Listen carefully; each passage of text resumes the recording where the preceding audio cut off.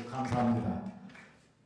참, 이 10월의 끝자락인데, 이렇게 또 향기 있는 강의를 듣기 위해서 이렇게 와주신 여러분 고맙고, 다시 한번 반갑다는 말씀 드립니다. 오늘 다른 뜻은 없고요. 제가 마침 우리 윤 장관님 모셔서 함께 인사드릴 수 있는 기회가 돼서 제 스스로가 참 좋습니다.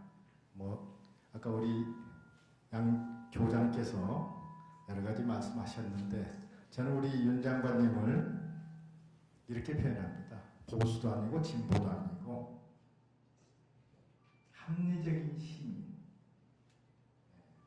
환경부 장관 하셨는데 항상 시대 환경에 대한 각별한 전문 경제적 지식을 그리고 경륜을 가지신 분, 이렇게 생각합니다. 보수 진보 없어요. 그냥 합리적 시민, 깨어있는 시민들을 위해서 함께 하시고 길을 함께 모으세 가시는 그런 분이 아닌가 그렇게 생각을 합니다. 여러분, 하여튼 이렇게 멀리서들 또 오셨죠? 그리고 우리 노무현 시민학교 그리고 노무현 재단에 대해서 항상 참여해 주시고 사랑해 주시고 성원해 주신 데 대해서 이 자리 그래서 다시 한번 감사드립니다. 그러면 우리 윤 장관님 모시도록 하겠습니다. 고맙습니다.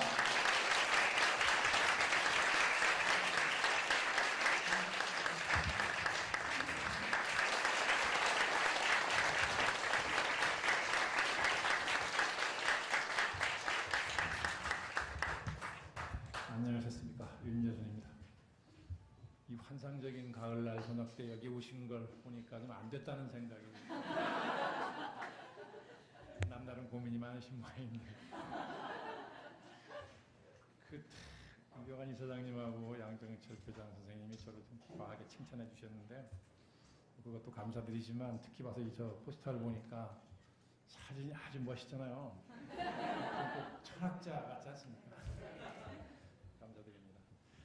이 귀한 자리에 초청해 주셔서 거듭 감사를 드립니다. 사실 저는 여러 번 앞에 서가지고 무슨 일방적으로 떠들 만큼 아는 게 많은 사람은 아닙니다. 다만 우리가 한 시대를 살아가는 동시대인이죠. 같은 시대를 살아가는 사람으로서 같은 고민이 있을 수 있고 그렇죠. 그렇기 때문에 함께 고민하고 같이 모색해 보십시다 하는 그런 뜻으로 그냥 제 평소 생각을 그냥 솔직하게 말씀드리려고 왔습니다.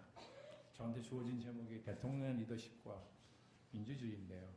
대통령의 리더십이라는 것은 이 사회에는 크고 작은 공동체가 많이 있습니다. 이것도 하나의 작은 공동체죠. 학연, 혈연 공동체, 지연 공동체, 종교 공동체, 많죠. 공동체가 많은데 그 공동체마다 리더가 있고 나름대로 리더십을 발휘합니다. 그러나 대통령의 리더십은 국가를 통치하는 리더십이죠. 그러니까 국가도 하나의 공동체지만 사회에 있는 그 수많은 크고 작은 공동체하고는 전혀 성격이 다르죠. 규모도 다르고 그 모든 공동체를 포괄하는 거대한 정치 공동체고 다른 공동체는 특수한 목적이 있는 공동체지만 국가는 특수 목적이 아닌 존재 자체가 목적인 그런 공동체를 판이하게 다릅니다. 그래서 대통령이 발휘해야 될 리더십은 사회 다른 공동체의 리더십하고는 차원이 완전히 다르죠. 네. 대통령의 리더십 그러면 바꿔 말하면 결국 대통령이 국가를 통치하는 능력을 말하는 거죠. 네. 통치 능력입니다. 그런데 그럼 대통령의 통치 능력이라는 게 뭐냐? 어떻게 구성되는 것이냐 하는 것에서 저도 좀 관심이 많이 있었습니다. 그래서 좀 공부를 한답시고 책도 뒤져보고 그랬는데 국내에 그 많은 정치학자가 계신데도 불구하고 대통령의 리더십에 관한 저술들은 있어도 통치 능력에 관한 논술이 저술은 고사하고 논술도 한 편이 없어요. 그래서 납득이 안 돼가지고 외국을 어떤가 그러고 특히 그 대통령 중심제라고 하는 미국 같은 경우 거기도 정치학자가 굉장히 많은데 거기도 대통령의 통치 능력에 관한 논문이 한 편이 없어요. 검색을 아무리 해봐도. 이상하게 미국은 정치학자들이 리더십에 대해서도 별로 관심 보이는 일이 없더라고요. 왜 그런지는 모르겠어요. 근데 근래 경영학계에서 이제 리더십에 관심을 갖고 소위 CEO 리더십이 이상적인 국가 리더십이다. 이런 주장들을 많이 하기 시작했습니다. 얼핏 들으면 그렇듯하죠. 한참 신자유주의가 세계를 휩쓸고 있을 때고, 그러니까 우리나라 이명박 대통령 같은 분이 등장하는 데는 그런 CEO 리더십이 이상적인 국가 리더십이라는 그런 사고가 확 휩쓸고 있을 때 하나의 배경적 요인으로 작용했다고 보는데, 어쨌든 하여간 그렇습니다. 그래서 제가 학자분들이 해놓은 저술이 전혀 없으니까 참고할 게 없어요. 그래서 혼자 이제 끙끙거려서 제 나름대로 그냥 이렇게 정리를 해봤습니다. 그러니까 이건 전혀 권위가 없는 겁니다. 제가 뭐 학자도 아니고요. 네. 그러니까 우리가 흔히 리더십을 얘기할 때는 무슨 뭐 통찰력이라든지 설득력이라든지 뭐 과단성 이런 걸 많이 얘기하는데 그건 약간 좀 추상적인 것이고요. 저는 조금 그보다는 구체적으로 무엇이 대통령의 통치 능력을 구성하는 요소냐 하는 것을 제 짧은 시간으로 따져봤더니 한 6가지 정도로 정리할 수 있겠다고 생각했습니다. 첫째가 비전을 제시하는 능력이죠. 이 국가가 단면하고 있는 시대적 과제가 뭐냐? 이걸 어떻게 할 거냐? 그래서 그 비전을 제시하는 능력이 그 첫째라고 꼽아야 될 것이고요. 그런 비전을 구현하려면 정책 능력이 있어야 됩니다. 정책을 만드는 능력, 정책을 추진하는 능력은 별개의 능력입니다. 참 노무현 대통령께서 재임 중에 저는 문제의식이 투철한 분이라고 생각을 했습니다. 문제의식하고 문제 설정하고는 다른 차원입니다. 정책을 만드는 거하고 집행하는 거하고 다르듯이.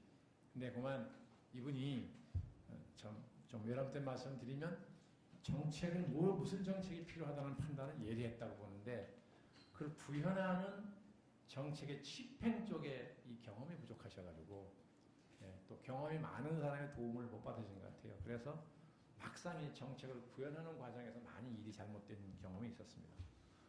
그 다음에 세 번째가 이제 제도 관리죠. 민주주의 국가의 국정은 법과 제도로 이루어지는 것이니까 제도를 뭘 새로 만들었느냐, 뭘 어떻게 바꿨느냐 하는 제도 관리 능력도 굉장히 중요하죠. 그 다음에 인사입니다. 이게 꼭 무슨 우선순위로 말씀드리는 건 아니고 한 6가지를 차례로 말씀드려보는 겁니다. 사람에 따라서는 정책도 제도 관리도 뭐도 다 사람이 하는 거니까 인사가 제일 중요하다고 주장하는 분도 있습니다. 그럴 수 있죠. 그러니까 뭐 이명박 대통령이 취임해서 처음 내각을 구성했을 때 강부자 고소형 내각이라는 비판을 들은 거, 인사 실패 전형적인 거죠. 그때는 인사를 망사라고 그랬습니다. 박근혜 대통령이 취임하셔서 수첩 가지고 한 인사가 이게 인사 참사가 될 뻔했죠. 망사가 참사까지 벌어졌다고요. 이런 것이 이제 그 국가의 최고 통치자는 사람을 쓰는 능력이 얼마나 중요하냐는 걸 그냥 그대로 증명해 준 거죠. 옛날 왕조 때도 그랬죠. 임금이 늘 어떻게 하면 어진 시간을 쓰나. 그때도 지금처럼 무슨 매스 커뮤니케이션이 발달한 시대도 아니지만 그때도 사람 하나를 잘 쓰느냐 못 쓰느냐에 따라 민심이 흩어지고 모이고 했다는 거거든요. 예를 들면 인조 반정이 일어났는데 민심이 전혀 수습이 안 됐다고 그럽니다. 흉흉하니까 오리 이원익 대감을 영의정을 딱 쓰니까 그 하나의 인사로 쫙 민심이 가라앉았다는 기록이 있습니다. 그럴 만큼 인사가 중요한 거죠. 그 다음에 외교 능력입니다. 그 마가렛 대처 수상이 재임 중에 이런 말 한 적 있습니다. 미들 파워는 중견국가죠. 대한민국 같은 경우입니다. 미들 파워의 경우에는 외교 능력이 그 국가에 좌우한다는 겁니다. 생명을. 그럴 만큼 중요하다는 거죠. 특히 그 중에서 우리는 이 지정학적인 특성 때문에 특히 외교 능력이 중요합니다. 요새 뭐 그러지 않아도 이제 한반도 주변으로 지금 심상치 않은 한반도 주변 정세의 판이 바뀌는 이런 이제 이 조짐이 지금 전 눈에 보이고 있다고 보는데, 이제 박근혜 대통령의 외교 능력이 본격적인 시험대에 올라갈 겁니다. 자, 끝으로 6번째는 이제 대한민국 대통령에게만 필요한 거죠. 북한을 관리하는 능력이 필요합니다. 북한을 관리한다 그러면 북한이 또 기분 나빠하겠죠. 그러니까 뭐 남북한 관계를 관리한다. 또 한반도 평화를 관리한다. 뭐 이렇게 바꿔도 그만이겠죠. 어쨌든 이게 잘못되면 우리에게 뭐 밉든 곱든 싫든 좋든 가장 직접적이고 가장 결정적인 영향을 미치는 게 북한이라는 존재 아닙니까? 뭐 이뻐서 그럽니까? 그것 때문에 때로는 달래야 되고 때로는 채찍질 해야 되고 그런 거 아닙니까? 그래서 그 능력이 대한민국 대통령 경우에는 탁월해야 된다. 안 그러면 국가적으로 큰 엄청난 일이 생기죠. 그런데요. 이런 6가지 자질을 갖추려면 제가 보기에는 우선 기본적으로 풍부한 이론적 지식이 있어야 됩니다. 거기에다가 경험을 통해 터득한 지식, 소위 경험적 지식이라고 하죠. 이론적 지식과 경험적 지식이 결합된 상태 같으면 가장 이 6가지 자질을 이상적으로 갖춘 대통령이 될 수 있겠죠. 이게 어디 쉽겠습니까? 이 중에 뭐 몇 가지만 갖춰도 좀 훌륭하다고 생각하는데, 그런데 저는 이 6가지 이전에 그 6가지 자질을 떠받치는 하나의 기초적인 소양이 2가지가 있다고 저는 주장을 합니다. 평소에 제가 늘 어디 가나 떠드는 주장인데요. 마치 높은 빌딩을 떠받치고 있는 기초가 있듯이 우리가 높은 빌딩을 올리려면 땅 위에 높이 올리는 기술보다는 그 높은 빌딩을 받쳐주는 기초, 땅 밑에 있는 기초 부분의 토목 기술이 제일 중요하답니다. 그 토목 기술이 없으면 높은 빌딩을 못 올린다는 거죠. 근데 우리가 눈에 안 보이니까 총선에 관심을 갖지 않습니다. 그러나 그게 제일 중요한 기초죠. 마치 운동선수가 종목이 뭐가 됐든 체력이 없이는 운동을 할 수 없지 않습니까? 뭐 우리가 보기에는 그냥 춤추는 것 같이 보이는 리듬 체조까지도 체력이 필요하다는 거 아닙니까? 체력이 없이는 어떤 운동도 할 수 없는 것처럼 체력이 모든 스포츠의 기초이듯이 국가를 통치하는 대통령의 능력을 떠받치는 2개의 기초 소양이 있다. 뭐냐? 하나는 투철한 공인의식입니다. 둘째는 민주적 태도. 저는 그 2가지를 꼽고 있죠. 이 2가지가 기초가 갖춰져 있지 않은 상태에서 만약 6가지 자질을 갖춘 지도자가 있다고 한다면은 마치 기초가 부실한 상태 위에 높은 집을 지은 것처럼 역기능을 하기 쉽다는 겁니다. 그 자질이 국가민족으로 해서 좋은 기능을 하는 게 아니라 거꾸로 해를 끼칠 수 있다는 거죠. 그래서 저는 이 2가지가 중요하다 그런 건데, 그 공인의식이라는 게 뭐냐? 뭐 글자 그대로 공직자로서 가져야 될 자세, 정신, 의식 뭐 그런 거겠죠. 공직이라는 거는 국가의 발전을 위해서 국민을 대신해서 국가 권력을 행사하는 자리가 공직 아닙니까? 그 공직을 맡은 사람은 당연히 투철한 공인의식이 있어야죠. 무엇보다도 그런 공인의식을 가지려면, 투철하려면 공공성이라는 가치를 대한 인식이 또 투철해야 됩니다. 그럼 공공성이라는 게 뭐냐? 이게 뭐 철학적 주제가 돼서요. 그러니까 학문적으로 공공성의 개념을 정리하려면 이게 정답이 없다는 거죠. 그래서 마치 정의가 뭐냐, 공정성이 뭐냐 하는 것처럼 고대 아테네로부터 지금까지 2400년 동안 논쟁이 끊이지 않고 이어져 온 주제 하나라는 거죠. 이게 공공성이라는 게 뭐냐 하는 것도요. 그러니까 우리가 여기서 무슨 그런 철학적으로 뭐 공공성의 개념을 정의하려는 건 아니지 않습니까? 그냥 한 사람의 평범한 시민으로서는 공공성이라는 것을 공동체 전체, 국가 전체 또는 공동체 구성원, 국민이죠. 국민 전체를 위한 그 무엇이다 라고만 생각해도 저는 훌륭한 인식이라고 생각을 하죠. 그래서 우리가 이제 대한민국이라는 국가를 우리가 이제 형성해서 지금 유지하고 있는 거 아닙니까? 그런데 이런 국가라는 정치 공동체를 형성해서 유지하려면 이 공공성이라는 가치가 없이는 안 된다는 거죠. 왜 그러냐? 우리가 이 공동체를 구성하려면 연대의식이 있어야 되는데요. 우리 다 연대의식이 있죠. 대한민국 국민으로서 연대의식이 있지 않습니까? 이 연대의식을 불러오는 게 뭐냐? 학자들이 하면 이게 공공성이라는 가치라는 겁니다. 그래서 국가는 공공성이라는 가치가 없이는 형성도 안 되고 유지도 안 되는. 그래서 국가의 핵심 가치다. 미국의 어느 정치학자가 간단하게 이렇게 정리한 일이 있습니다. 국가란 공공성이 제도로 뭉쳐진 것이다. 아주 정확한 표현이죠. 공공성이라는 가치가 제도로 뭉쳐진 게 국가다라는 겁니다. 그럴 만큼 공공성이 중요한 거죠. 근대 국가의 특성을 봐도 얼마나 공공성이 중요한지 알 수가 있습니다. 자, 학자들이 근대 국가의 특성을 되게 크게 2가지로 드는데, 한 가지는 뭐냐? 합법적 폭력을 독점한다. 이럽니다. 합법적 폭력이라는 게 뭡니까? 대표적으로 군대죠, 군대. 군대라는 건 사람을 죽이거나 다치게 할 목적으로 기르는 집단이니까 이 폭력입니다. 그런데 국가가 공공성이라는 가치를 수호하기 위해서 기르는 조직이니까 합법적 폭력인 거죠. 이걸 국가가 독점한다 그러죠. 국가 안에서 이런 물력을 나눠 갖는 수 없다. 어느 개인이나 세력도. 미국 같은 경우는 조금 예외라고 그러죠. 다 총을 가졌잖아요. 그렇죠. 그러니까 국가가 그 폭력을 독점하지 못한다. 예외라고 그러는데 어쨌든 하여간 근대 국가의 일반적인 특성은 그런 합법적 폭력을 독점한다. 또 하나의 특징은 뭐냐? 강제력을 행사한다는 겁니다. 국민을 상대로. 국민이 나라의 주인인데 국가가 국민을 상대로 강제력을 행사하는 거죠. 뭐냐? 세금을 걷어갑니다. 세금이라는 것은 국민의 재산의 일부를 국가가 강제로 가져가는 거지 않습니까? 무서운 힘이죠. 내 재산의 일부를 강제로 가져가지 않습니까? 또 하나, 남자가 나이가 되면 군대를 가야 됩니다. 병역의 의무가 있지 않습니까? 군대를 가면 이건 뭐냐? 물론 뭐 복무연한이라는 게 뭐 2년인 경우, 3년인 경우가 있지만 한시적이긴 하나 젊은 사람의 생명을 가져가는 겁니다. 국가가. 예, 전쟁에 내버려 싸우다 죽을 수 있는 거니까 국가가 젊은이의 생명을 한시적으로 가져간다. 이거 얼마나 남의 생명을 가져가는 힘이 얼마나 무서운 힘입니까? 재산의 일부를 가져가, 생명을 가져가. 이런 무서운 힘을 누가 줬냐는 겁니다. 국민이 우리가 준 거지. 왜? 공공성을 지켜야 되니까. 예, 그러니까 공공성이라는 게 얼마나 중요하냐 하는 걸 뭐 한마디로 알 수 있는 거죠. 그렇게 보면 국정의 최고 책임자인 대통령은 자동적으로 공공성의 상징적 존재가 됩니다. 존재여야 하고, 그리고 대통령의 직무를 수행하는 데 있어서는 처음부터 끝까지 어떻게 하면 공공성이라는 가치를 잘 관리하고 더 신장시키느냐 하는 걸 늘 염두에 두고 대통령의 직무를 수행해야 되는 거죠. 네. 그것이 이제 공공성이 말하는 공인의식의 뿌리라는 겁니다. 네. 그래서 공공성이라는 가치에 대한 인식이 없으면 공인의식이 생기기 어렵다는 거죠. 공인의식이 희박해지면 무슨 일이 생기느냐? 여러 가지 폐해가 생깁니다. 왜 그러냐?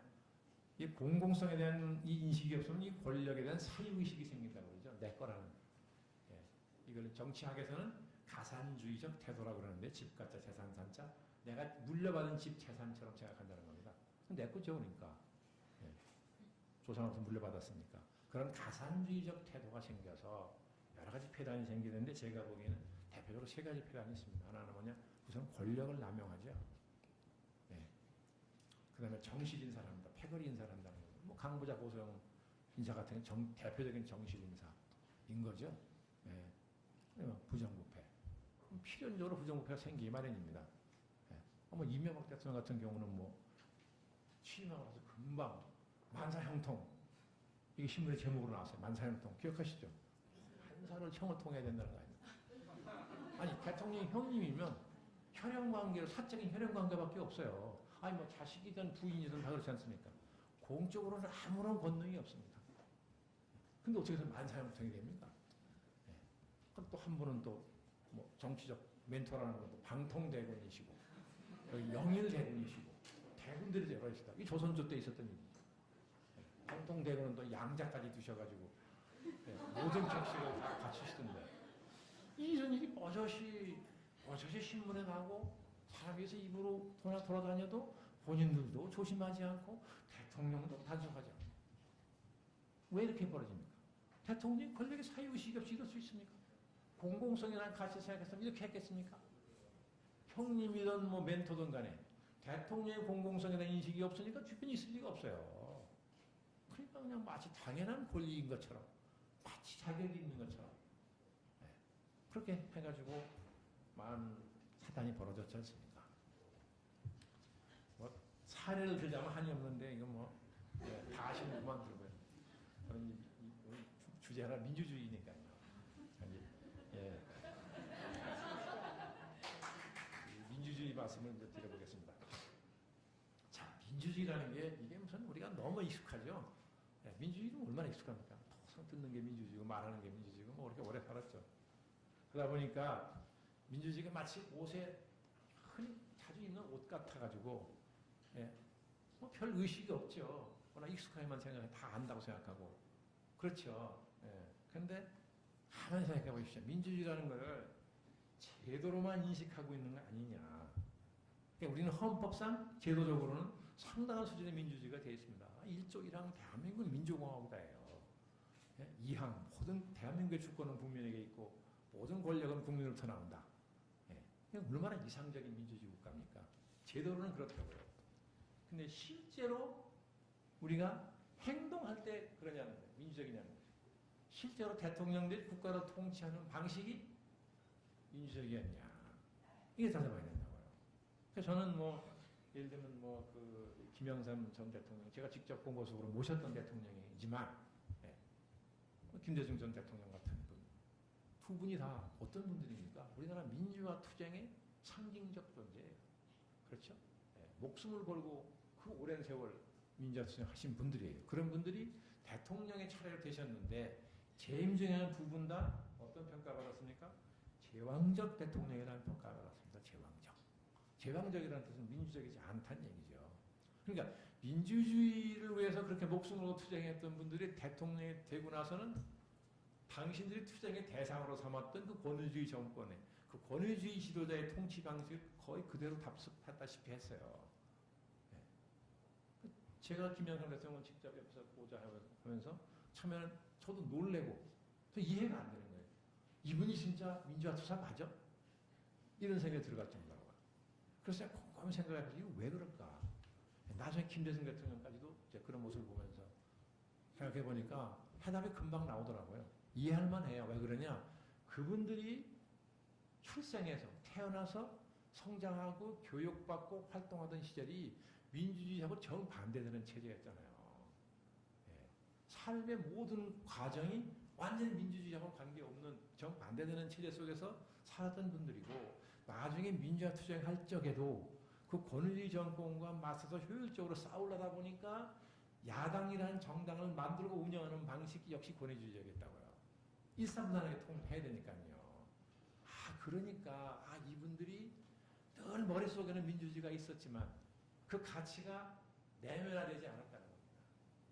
내 체질이 되고 피 속에 그게 있어서 그냥 저절로 생각하는 거나 행동하는 게 저절로 민주적이 됐어야 되는데 의식 따로 행동 따로가 나왔다는 거죠. 그래서 저는 그렇게 이해할 만하다고 생각을 했습니다. 네, 그것처럼 민주주의라는 거는 그 가치가 속에 내면화되어 있어야 되는데 자, 노무현 대통령의 경우 이 시민학교 학생들이신데 말도 조심해야 되는데 노무현 대통령 사랑하십니까? 네. 저는 노무현 대통령은 생전에 뵌 일이 없어요. 그냥 말을 통해서 또는 언론 보도를 통해서만 그냥 인식을 하고 있었던 사람인데 그 양반 돌아가시고 나서 이제 책을 좀 봤습니다. 본인이 남기신 기록, 다른 사람이 쓴 기록을 보고 이제 인간 노무현을 이해하게 됐어요.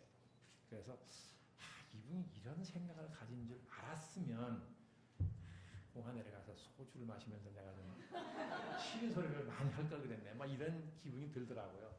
네. 어쨌든 이분이 취임하고 나서 권위주의 타파를 내걸었죠. 지역주의 타파. 그건 한국 정치의 절박한 과제 중에 그런 두 가지 틀림없었죠. 근데 흔히 뭐라 그럽니까? 권위주의 타파라는 절실한 과제를 내걸고 한 건 참 좋았는데 그 과정에서 권위 자체가 망가졌다는 평가를 했죠. 이분이 의도한 거하고 전혀 다른 거죠. 어쨌든 그래서 모든 일에는 아까 잠깐 정책 말씀드렸지만 방법론이 굉장히 중요하다는 겁니다. 아무리 목적이 숭고하고 고상해도 그걸 실현하는 방법이 잘못되면 그 목적을 달성할 수가 없어요. 그렇죠? 모든 일에는 방법론이 중요하다. 그런 거를 이분을 통해서도 알 수 있는 거죠. 네. 그리고 또 하나 사람들이 지적하는 것 중에 하나가 이 국정을 수행하는 데 있어서 소수의 386 참모에게 의존했다. 이런 얘기가 있습니다. 그럼 이건 실제로 청와대 근무하던 고위 인사가 나와서 전해진 말이니까 거짓말은 아니겠죠. 네. 이런 것은 이해합니다. 가까워서 서로 피치의 생각을 잘 알고 눈빛만 봐도 무슨 생각이지 않은 분들이 옆에 있으니까 보통 참 의지하고 좋았겠죠. 그러나 이게 그렇게 되면 이 공조직이 무력해집니다. 그렇죠?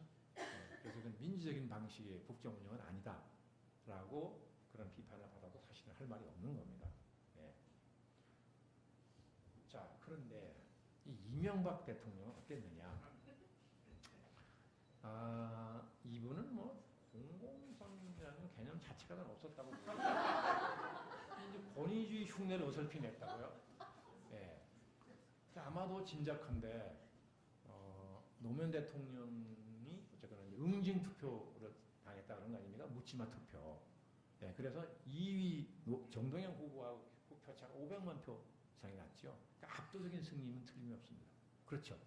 그런데 압도적인 지지는 아니거든요.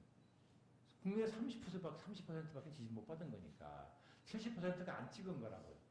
근데 이거를 압도적인 승리를 압도적인 지지로 착각을 했다고 저는 보는데 어쨌든 굉장히 오만해져가지고 상당히 어설피 권위주의적인 흉내를 낸 거죠. 그건 아마 CEO 마인드도 상당히 작용했다고 봅니다. CEO라는 것은 회사를 민주적으로 운영할 필요가 없습니다.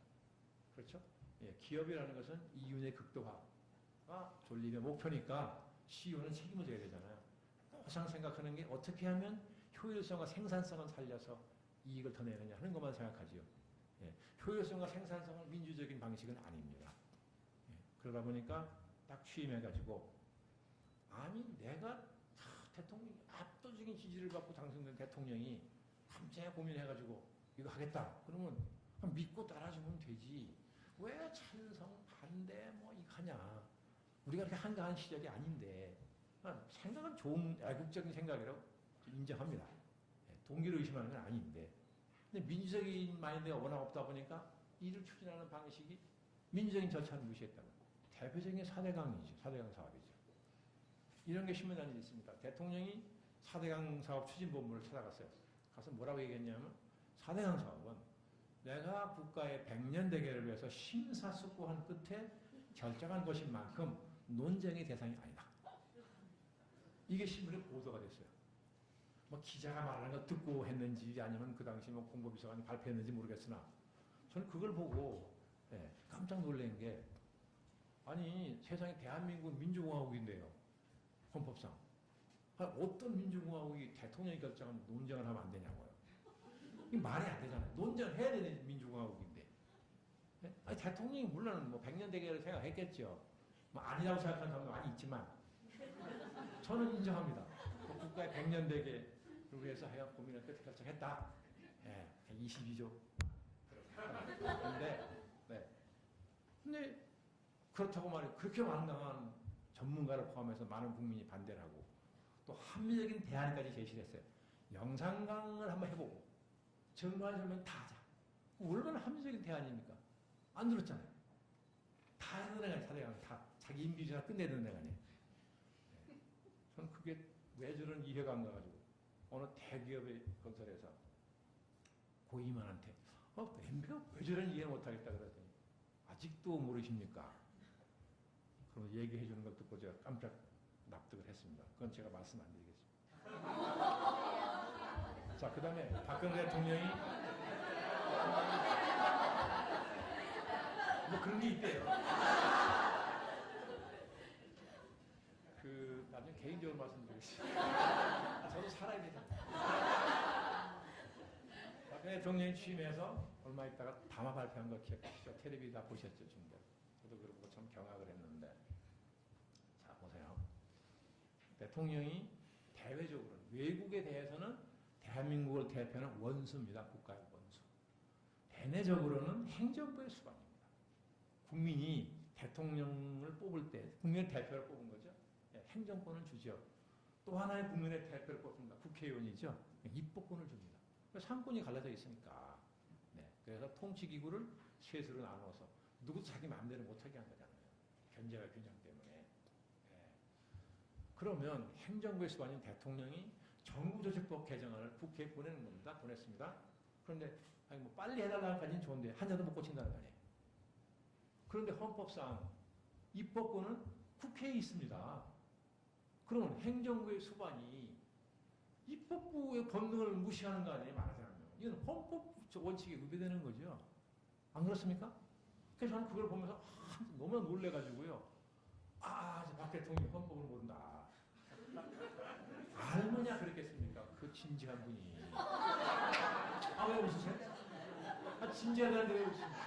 제가 밖에서 겪어봐서 알아요. 정말 진지한 분이에요. 그게 무섭다고요, 진지한 게. 참모도 지금 참모가 썼을 텐데 어떻게 저런 걸 써주냐. 대통령이 그렇게 얘기하고 이거 가면 안 됩니다 해야 될 참모가. 참 써준 참모나 읽는 분이나 참 딱하다고 생각해요. 어쨌든 그런 겁니다. 민주주의의 이해가 무척 그런 거죠. 그러니까 자, 대통령이 취임할 때 헌법 69조에 의해서 선서를 취임 선서를 반드시 해야 되죠. 취임 선서가 어떻게 시작됩니까? 나는 헌법을 준수하고 국가를 보위하며 이렇습니다. 그럼 본인이 준수한다고 선서한 헌법을 대통령이 잘 모른다는 거예요. 그렇죠? 알무냐 그랬겠습니까? 네. 몰라서 그렇다는 거죠. 그러니까 자, 1조 1항 대한민국은 민주공화국이다. 민도현 씨가 노래 불러서 유행하는 거 아닙니까? 대한민국은 국가입니다. 민주공화국, 민주주의를 추구하는 공화국이라는 거 아니에요. 그럼 대통령이 여기 세 가지 요소가 있는데 한 줄에 국가라는 게 뭐냐는 걸 알아요. 아까 말씀드린 공공성이라는 거 알아야 될 거 아니겠습니까? 국가라는 게 뭔지 아는 공공성이라는 걸 알게 되고 그럼 공인의식이 생기죠. 네. 그러니까 민주주의가 뭐냐는 걸 알아야죠. 가치가 내면에 있어야 되고 공화국이라는 게 뭐냐는 거예요. 상권 분립의 원칙, 공화주의 원칙인데 네. 군주가 다스리는 나라가 아니고 이런 걸 잘 알아야 되는데 예, 헌법 1조 1항이 민주공화국이라는 거야 모를 리 없지만 이 뜻이 뭐냐 하는 걸 제대로 알았으면 그렇게 하겠냐는 거죠. 몰라서 그렇다는 거예요. 절대로 저는 그렇게 생각합니다. 그 다음에 민주주의에 대한 이해가 부족하면 무슨 문제가 있으냐 대통령직, 대통령이라는 자리에 대한 이해가 또 잘못됩니다. 뭐냐 미국의 대통령 중에 책임자 아닙니까? 거기 정치학자들 중에 이런 얘기가 있습니다. 민주주의 국가의 대통령은 수직적인 위계 질서의 꼭대기에 있는 사람이 아니라는 거예요. 그럼 누구냐? 동료 중에 1인자라는 겁니다. 그러니까 동료가 있는데 대표가 한 사람이 있어야 된단 말이죠. 공동체니까. 근데 보니까 이 사람이 제일 유능하고 똑똑해. 그러니까 동료들이 당신이 이걸 대표해라. 그래서 목마르서 딱 태운다. 말하자면 형상화해서 생각하면 그렇다는 거죠. 예, 그래서 학문적으로 이렇게 표현하는 학자가 있습니다. 집단 의사를 결정하는 과정을 관리하는 최고 책임자다. 집단 의사라는 건 국민의 의사죠. 국민의 집단 아닙니까? 예, 집단 의사를 결정하는 과정이 민주정치 과정이죠. 이게 핵심 역할을 어디서 합니까? 정당과 국회가 하는 거죠. 예, 그 과정을 관리를 해야 되는데 이 대통령이 그걸 관리하는 최고 책임자다. 예, 영어로는 콜렉티브 집단이란 말이죠. 디시전 메이킹 프로세스를 관리하는 최고 책임이다. 이렇게 자기에게 해야 된다는 겁니다. 내가 마음대로 할 수 있는 수직적 위계질서의 꼭대기 있는 존재가 아니고 수평적인 리더라는 거죠. 네, 이게 민주국가의 리더인데 민주주의에는 이해가 부족하면 자꾸 수직적 위계질서 꼭대기 있다고 생각하죠. 뭐든지 지시하고 뭐든지 결정하면 국민은 따라와야 되고 이런 식의 사고방식이 사람이 나빠 그런 게 아니라는 거예요. 민주주의에 대한 이해가 부족해서 그렇다는 거죠. 그 다음에 또 하나 큰 문제가 뭐냐면 의회민주주의를 왜곡하는 일을 자꾸 하게 됩니다. 이게 무슨 소리냐. 자, 대통령이 이제 참 국가 100년 대결에서 뭘 하려고 그랬어요. 근데 국회가 통과를 안 시켜주는 거예요. 야당이 막 시비 걸고 따지고 말이죠. 네. 이게 빨리 이걸 해야 되겠는데 안 해줘. 그럼 어떻게 해야 됩니까? 기다릴 수는 없고. 그러니까 이게 다수결의 원칙이라는 게 있으니까 집권당을 지금 다수당을 만들려고 그러고 다수당이 돼 있으면 그 다수당이 집권당의 수를 이용해서 강행 처리하려고 그러죠. 대통령의 의지를 강행 처리하려고 합니다. 그게 말하자면 국정의 효과성, 효율성이 다 생긴다고 그런 거죠. 빨리빨리 집행을 해야 되니까. 예. 그런 일을 한다는 거죠. 그러면 어떡합니까? 수로 밀어붙이려고 그러면 야당은 극렬하게 저항을 하게 됩니다. 그러면 결국 여야 간의 극한 대결의 정치가 벌어지는 거잖아요. 이게 수십 년간 지속되어 오지 않았습니까? 지금 여당이 야당할 때, 지금 야당이 여당할 때 똑같은 일이 벌어졌죠. 지금도 그러잖아요. 막 극한 대결 정치가 벌어지는 거 아닙니까? 네. 이런 그러니까 자꾸 왜 그러냐면 대통령이 국회를 지휘하려고 그런다는 거예요. 자기가 속해 있는, 자기가 지휘하는 집권당의 수를 통해서, 집권당을 통해서 국회를 지배하려고 한다. 이거는 의회민주주의 질서를 왜곡하는 거죠. 하면 안 되는 걸 하려고 그러는 겁니다. 그래서 이게 큰 문제가 생긴다는 거죠. 예. 자, 박근혜 대통령이, 전 대통령이 취임하셔서 국민 대통합을 이제 한다고 해요. 100% 대한민국. 국민 행복시대. 그죠? 대통합, 100% 행복. 이런 몇 가지 국민에게 제시하고, 뭐 훌륭한 가치죠. 찍었어요. 그런데, 자, 취임한 지 불과 뭐 반년 만에 127석의 의석을 가진 야당이 127명의 그죠? 국회의원 속해 있는 정당의 대표가 이 정권이 민주주의를 유린한다 라고 주장하면서 민주주의 수호를 위해서 시청 앞에 텐트를 쳤습니다. 물론 원내외 투쟁을 병행한다고 하긴 했으나 천막을 쳤어요. 예. 그리고 바로 대통령을 만나자 그랬습니다. 이 문제를 놓고 대통령을 해야 되겠다. 근데 대통령이 만나주지 않았죠. 상당히. 만약에 민주주의 국가의 대통령이면 첫째로 야당이 시청 앞에 텐트를 치지 않게 했어야 됩니다. 여당을 통해서 얼마든지 대화, 타협을 해서 어떻게든지 야당의 거리로 안 나오게 해야지요. 예.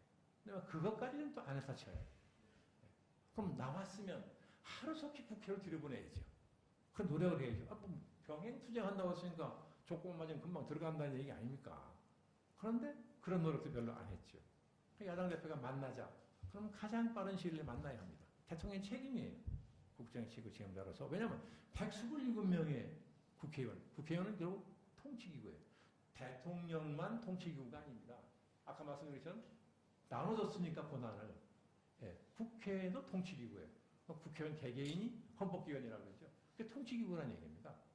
그러니까 127명의 통치기구가 속해 있는 당의 대표가 또 하나의 통치기구인 대통령을 만나자는데 하나는 빠른 시일 내에 만났어요. 뭘로 봐도 그렇습니다. 민주주의 원리를 봐도 그렇고 국정운영을 봐도 그렇고 그런 거 아닙니까? 그런데 이제 여당 대표가 야 왜 여당 대표를 빼냐? 숨자리다 하자. 뭐 있음직한 제안이죠. 제가 여당 대표도 그거 안 했겠습니까?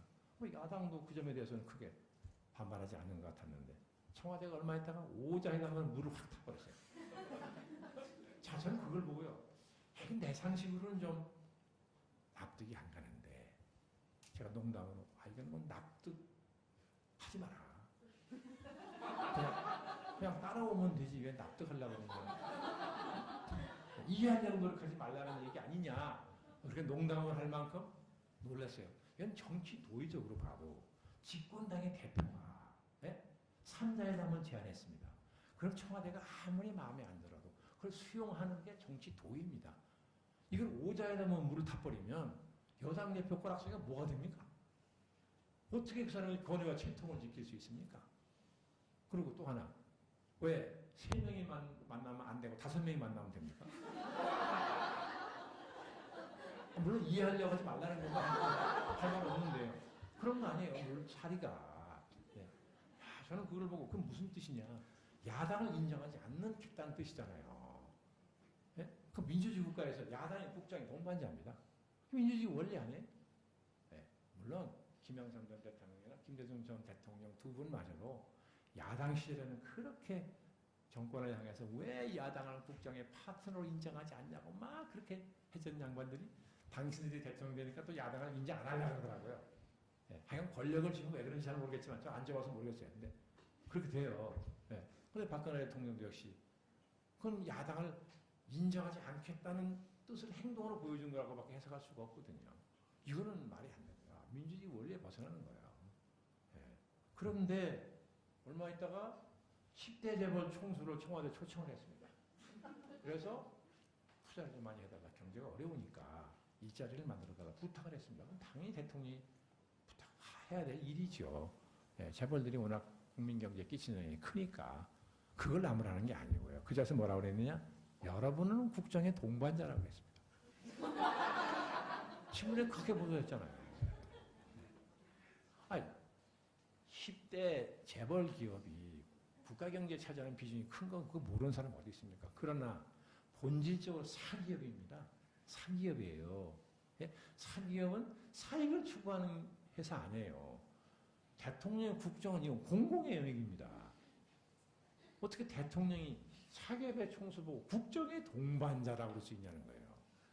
아무리 시켜세우고 싶어도 정작 국정의 동반자인 야당한테는 그 소리 절대 안 하고 그렇죠. 행동으로도 인정하지 않는 편. 아니 3자회담 하긴 했지요. 했는데 그것도요.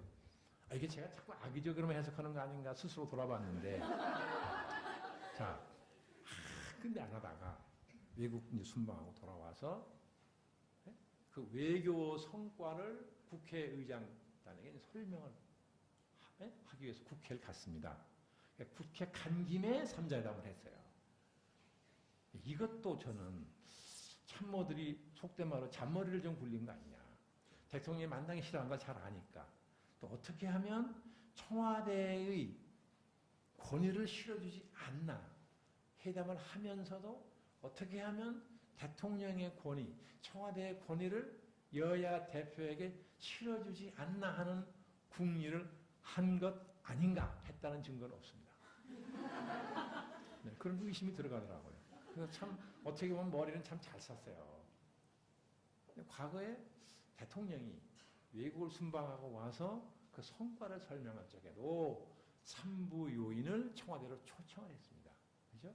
네, 국회의장, 대법원, 헌재소장 그렇잖아요. 네, 초청해서 정중하게 오찬을 대접하면서 성과를 대통령에게 성과를 막 그럴 만한 것도 없지만 저도 대통령 모시고 외국 순방 여러 번 해봐서 알지요. 네, 그러나 어쨌거나 예의이기도 하죠. 삼부 요인에게 예의상으로도 늘 그렇게 해석이 관행입니다. 네. 그런데 이번에는 대통령이 참 겸손하게도 국회로 찾아가서 설명을 드리겠다 말이에요. 국회 권능을 높이는 것처럼 보이잖아요. 뭐 아니라고 시비할 수는 없죠. 그래 간 김에 그게 주목적인데 간 김에 뭐 거기 있으니까 옆에 옆집에 가서 만난다. 뭐 이런 모양새를 만들면 좋지 않을까 하는 그런 꾀를 참모 중에 누가 낸 거 아닌가 의심했다는 얘기입니다. 뭐 증거는 아무것도 없고. 네. 그걸 보고 야, 저건 참, 네. 참 대통령이 뭐라 그러죠? 네. 참 어딘가 당당하지 않다. 네. 떳떳하지 않다. 의연하지 않다는 거죠. 왜 그런 자꾸 이렇게 꼼수로 쓰는 것 같은 모양을 만드냐는 거죠. 국정의 최고 책임자가. 아니, 뭐가 무서워서 못 만납니까? 사과하라고 그럴까봐? 내가 왜 사과하냐면 될 거 아니에요? 내가 왜 사과합니까? 전임 정부 때 일어난 일이고, 난 그런 도움받은 일도 없고, 아직 사실도 규명된 게 아무것도 없는데, 제가 뭘 사과할 게 있냐고 하면 그만이잖아요. 네. 또 막 면전에서 김한길 대표가 또 막 육두문자 쓰겠습니까? 팔뚝을 걷어붙이겠습니까? 네? 그거 얼마든지 정중하게 딱 부러지게 그러나 자기 입장을 밝힐 수 있는 것인데 그럼 뭘 그렇게 야당 대표를 만나는 게 그렇게 깨름직해서 천지 아마 날라간 2달가량을 끌다가 그런 모양으로 만나느냐 말이죠. 저는 그러면서 좀 안타까운 생각이 들었어요. 왜 대통령이 저렇게 당당하지 않은 그런 모습을 보이나. 네. 그리고 그 대통령이 뭐라 그랬습니까? 선진정치하라고 그랬잖아요. 정치권 보고. 네. 선진정치하라. 그럼 정무수석, 직업외교관 출신 정무수석을 임명하면서 그랬다는 거 아니에요? 당신은 선진국에서 근무하면서 선진정치를 많이 봤을 테니까 그 선진정치를 구현되도록 노력하라 그랬다는 거 아니에요? 근데 왜 자신은 선진정치하라고 후진정치? 네. 그렇죠? 요즘에 학자 중에 지금 박근혜 대통령의 통치 체제를 보면서 이건 선출된 군주정이라고 한 학자까지 있어요. 이 군주라는 건 군주대 선출된 군주라는 거죠.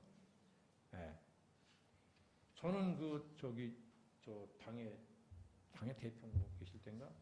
제가 한번 공개적으로 어디 방송에 나가서 그랬나? 하는 걸 보면 꼭 중세 때 궁정정치 하는 것 같다고 제가 그랬거든요.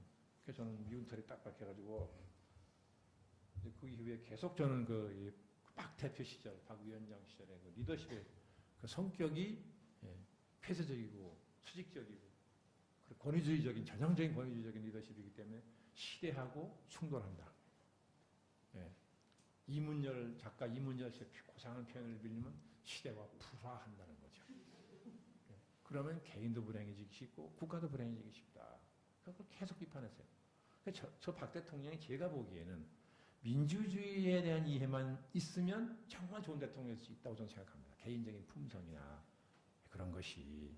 그런데 이게 보면 민주주의에 대한 이해가 부족하다고 볼 수밖에 없는 게 지금 박 대통령의 통치 행위를 가만히 보고 있으면 완전히 삼공 패러다임이에요. 박정희 모델이라고 그래요. 흔히 부르는. 권위주의 발전 체제라고 그러죠. 학문적으로는.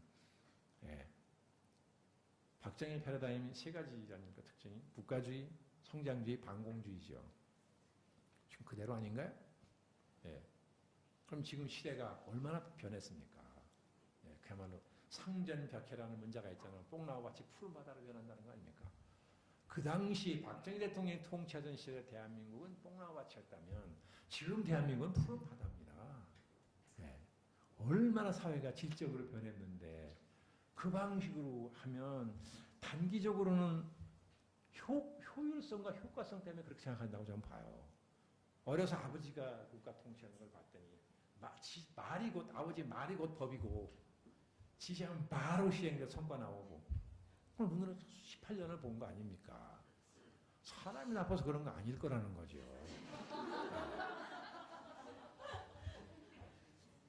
그래서 그렇게 이제 시대는 지금 민주주의가 대세고 우리가 이 민주주의를 가능한 한 더 성장 심화시켜야 될 그런 추세로 가야 될 때인데 이걸 거꾸로 가려고 한다라고 자꾸 비춰지는 일이 벌어지면 여기서 이제 이 여러 가지 문제가 생기죠. 지금 뭐지? 집권초에 보세요. 이거 막 NLL, 물론 자기들이 던진 이슈지만은 NLL, 이번에 뭐 국정원 뭐 선거 개입 사건. 이걸로 지금 편할 날이 없어요. 8개월 이걸로 보내는 거 아니에요? 몇 달째 지금. 그러면 정기국회를 앞두고 모든 예산심의 받아야죠. 예, 통과될 거 아니에요. 내년 살림하죠. 그 다음에 굉장히 많은 법률안이 기다리고 있습니다. 그런데 정기국회라는 게 해마다 언제부터 언제까지 있다는 거 많이 아는 법에 정해져 있는 건데 그 정기국회를 얼마 앞두고 야당과 야당 대표를 저렇게 물을 먹이면 제가 야당 대표라도 그거 협력하려고 그러겠습니까? 네. 그래서 저는 그때 그걸 보면서 아니 정기국회를 어떻게 치르려고 청와대와 여당이 저렇게 하느냐. 뭘 믿고 더군다나 선진화법 때문에 일방 처리도 못해요 이제. 자기들이 막 만들어야 된다고 주장까지 만들어놓고 또 고친다는 거 아닙니까? 네. 저기 자기 부정이에요, 자기 부정. 대한민국 집권 여당이 자기 부정을 하고 있다고요, 지금. 참 측은한 일이죠. 얼마나 정치력이 없으면, 다수당인 집권 여당이 얼마나 정치력이 없으면, 그걸 또 고치려고 그러겠습니까? 세상에. 네? 창피한 줄도 모르고. 뭐 그런 거죠. 네. 자, 그 다음에 시간이 넘어간 거 아닌가 모르겠네. 네? 이제 경제민주화가 한참 논란이잖아요. 이제 경제민주화, 민주주의 얘기하면서 경제민주화를 빼놓을 수가 없어서 말씀드리는데 저는 경제적인 전문성은 없습니다. 그래서 여러분이나 저나 경제민주화를 작년 대선 때 모든 유력 후보가 다 얘기했습니다. 시대의 정신이라고 했죠. 복지도 복지학들의 시대의 정신이고 국민통합도 시대 정신이고 경제민주화도 시대 정신이라고 했습니다. 시대 정신이라는 건 눈에 보입니까? 뭘 근거로 시대 정신이라고 합니까? 제가 보기에는 다수 국민의 희망, 기대, 요구가 시대 정신인 거죠. 그렇죠? 네. 그렇게 보면 정확하지요. 국민 복지 확대를 요구했고, 그죠? 국민 통합도 절박한 과제라고 인식을 하고 있었고, 경제민주화도 해야 된다고 얼마나 국민들이 생각했습니까? 그래서 그 시대 정신을 내걸었어요. 네. 그런데 자 이걸 보니까 내용이 이 복잡해요. 네. 총액 출자 제한제 이게 뭡니까 이거? 이걸 해야 되나 안 해야 되나 판단하시기 쉽지 않죠. 순환 출자를 금지하는 게 실효성이 있냐 없냐. 누구는 있다고 누구는 없다고 그런단 말이에요. 어느 쪽이 맞는지 판단하기 쉽지 않습니다. 자, 재벌 기업의 소유 구조와 지배 구조를 바꿔야 된다. 그럼 어떻게 바꾸는 게 옳은 거냐? 이거 판단하기 쉽지 않습니다. 그러니까 일반 국민은 그날 먹고 사는 것도 급한데 이게 뭐 이해하기 어려운 복잡한 말들이 막 나온다고요. 네, 그러니까 이건 재벌의 문제지. 이게 나하고 뭔 관계 있냐. 네, 3분의 1만 얘기하자는 거죠. 네, 그래서 공정과 공평은 늘 이렇게 짝을 이룬다 그러죠. 네. 그래서 일본이나 중국을 보면 그 나라의 지도자는 그걸 알아요. 반드시 그 나라 지도자는 둘 같이 얘기합니다. 어떤 때는 공평을 먼저 얘기하기도 하고. 네. 그래서 그리고 또 하나. 자, 이게 중구난방이 돼가지고 이게 누구 해석이 맞은지 알 길이 없으니까 이게 국민들한테 어필할 수가 없죠. 그렇지 않습니까? 네. 또 하나 뭐 문제가 있냐 제가 보기에는 지도자가 됐든 누가 됐든 어떤 가치를 얘기할 때는요. 그 가치가 그 사람하고 어울려야 됩니다. 그죠? 네. 근데 국민이 가만 보니까 개발연대, 현대건설 이렇게 했단 말이에요. 그러면 저분이 공사 생활에서 공정성을 살리려고 애를 썼다고 보기 어렵다는 생각 함직하잖아요. 뭐 했다고 제가 장담할 수 없죠. 여론조사는 일 없으니까. 예. 그러면 이게 신뢰가 안 가는 거죠. 그러니까 막 중구난방으로 떠들어내는 게 뭐가 옳은지도 잘 모르겠고, 예.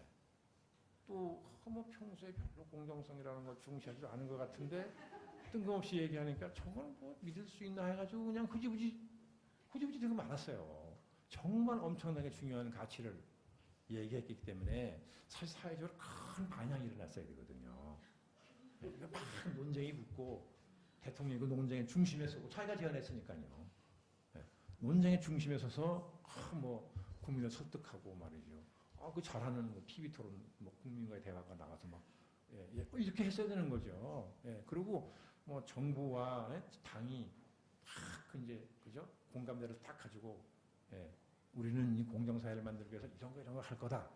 이거 딱 해서 국민을 설득하고 이랬어야 되는데 이게 뭐 사전에 전혀 교감을 하지 소통을 하지 않아가지고 개념조차 모르고 있으니 뭐 그게 뭐가 되겠습니까? 그러다 보니까 그냥 이게 다 망가져 버린 거예요. 자, 그래서 이제 시대 정신이라고 해놓고 지금 이제 경제민주화가 지금 후퇴한다 그러는데 우리가 얼핏 생각하면 민주주의라는 게 썩 그렇게 뭐 이 절실하게 느껴지지 않을 수 있습니다. 좀 추상성이 있는 가치잖아요. 그러니까 또 뭐 우리가 지금 이만하면 뭐 상당한 수준의 정치적 민주주의를 누리고 있는 건 또 사실이죠. 아시아에서는 뭐 일본 다음 가는 수준이라고 뭐 얘기할 수 있죠. 그러다 보니까 아니 내가 일상생활에서 뭐 크게 무슨 불편한 게 없다고요. 옛날에는 뭐 국가가 막 억압하고 탄압을 하고 하나 막 잡아가고 그랬으니까 그거는 국민들 용납하기 어려웠고 국가가 이 거대한 억압기구다. 정당성 인정하지 않는 국가 권력은 폭력이다. 이래서 막 저항하고 그 문제운동한 사람 막 지지하고 그랬잖아요. 지금은 뭐 정치적으로 뭐 내가 크게 무슨 뭐 그요? 촉박을 받거나 뭐 공포를 느끼거나 그런 게 별로 없으니까 민주주의라는 게 뭐 별로 그렇게 내 일상생활 하는데 큰 나한테 영향을 안 준다고 생각하기 쉽거든요. 그러다 보니까 자 제1야당이 민주주의 수호한다고 텐트를 쳐도 국민들이 쳐다보지도 않는다고요. 아니 뭐 쳐다봐야겠다는 뜻은 아닙니다. 뭐 꼭 그런 뜻을 드리는 말씀은 아닌데 현상을 말씀드리는 거죠. 물론 민주당에 대한 평소 신뢰가 없었으니까 저 사람들 입만 열면 민주주의 얘기하지만 언제 자기들이 민주주의에서 헌신한 일이냐 뭐 이런 생각 때문에 그랬을 수도 있고 그렇긴 하나 어쨌든 제1야당이 민주주의 수호를 위해서 시청 앞에 천막을 치고 촛불을 들고 했는데도 사실 국민들이 냉랭했잖아요. 왜 그렇습니까? 민주주의가 내 일상생활 팍팍한 내 삶을 낫게 해주는 게 아니라는 생각 때문에 그랬다고 저는 해석을 합니다. 이게 정말 그러냐는 거죠. 그래서 저는 늘 평소에 그런 얘기를 합니다. 민주주의가 밥을 직접 만들어주지 않는다는 거예요, 우리한테. 그런데 우리가 차지할 밥그릇의 크기를 결정해 준다는 거죠. 내가 우리가 죽으라고 일을 했으면 이만한 크기의 밥그릇을 내가 차지할 권리가 있는 게 자격이 있는 거예요. 그런데 그 반만한 크기밖에 안 온다는 거죠. 말하자면. 그럼 반 가져갔다는 얘기 아니에요. 이거 왜 불공정한 거죠? 그러니까 경제민주화라는 것은 이런 불공정성을 고치는 거 아니냐고요. 왜냐? 국가라는 거는 공공성이 핵심 가치고 공공성 살리려면 공정하지 않고는 팔 방법이 없잖아요. 그러니까 우리가 민주주의는 내 삶하고 관계없다고 생각해서는 안 된다는 거죠. 내 삶하고 직결된 거죠. 왜냐하면 내 밥그릇의 크기가 얼마나 중요합니까? 밥을 직접 만들어주지는 않지만 그러니까 여기 오신 분들은 아무래도 뭐 노무현을 사랑하셨다면 되게 알겠는데요. 뭐 노무현 대통령 공과가 있습니다. 대통령으로서의 노무현은 공도 있고 과도 있어요. 누구나 다 그렇지요. 공과가 다 따로 없는 사람 어디 있습니까? 다만 딴 얘기입니다만 제가 볼 때 노무현 대통령이 한국 사회에 끼친 가장 큰 영향이 뭐라고 생각하십니까? 뭐라고 보세요? 저는 많은 국민들의 가슴 속에 평등의 가치를 심어준 거라고 해석을 합니다. 그 전까지 국민들이 평등에 대해서 잘 몰랐어요. 사실은 자유민주주의의 핵심 가치가 자유와 평등이에요. 근데 평등은 과거 집에서 이렇게 얘기를 잘 안 했다고요. 누가 평등만 얘기하면 너 이거 결과 평등 얘기하는 거지. 너 빨갱이 아니야. 이러니까 그냥 말 못하는 거예요. 자꾸 자유만 얘기했죠. 예? 평등은 얘기 안 했다고요. 그러니까 국민들이 평등의 가치에 대해서 별로 인식을 저는 못했다고 보는데 노무현 대통령이 등장하고 나서 이 평등의 가치라는 게 뭐냐 하는 것을 심었다고요. 가슴에다가. 이거는 누구도 지울 수 없을 것이고 앞으로 길게 긴 세월에 걸쳐서 대한민국이 발전해 나갈 텐데 이 과정에서 세상을 바꾸는 아주 소중한 역할을 할 거라고 저는 확신합니다.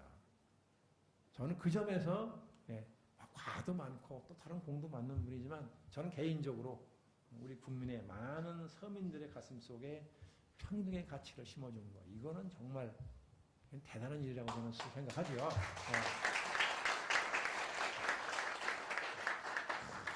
이런 얘기하는데 박수 치는 것도 처음이네. 자칫하면 욕먹어요. 11.6을 거쳐서 전두환 대통령으로 끝이 났죠. 그렇죠? 그리고 이제 노태우 대통령 때부터는 권위주의 체제가 민주주의 체제로 옮겨가는, 이행하는 과도기가 시작된 거 아닙니까? 그러면 이제 김영삼 대통령이 이제 자랑하시는 문민정부인데, 최초에.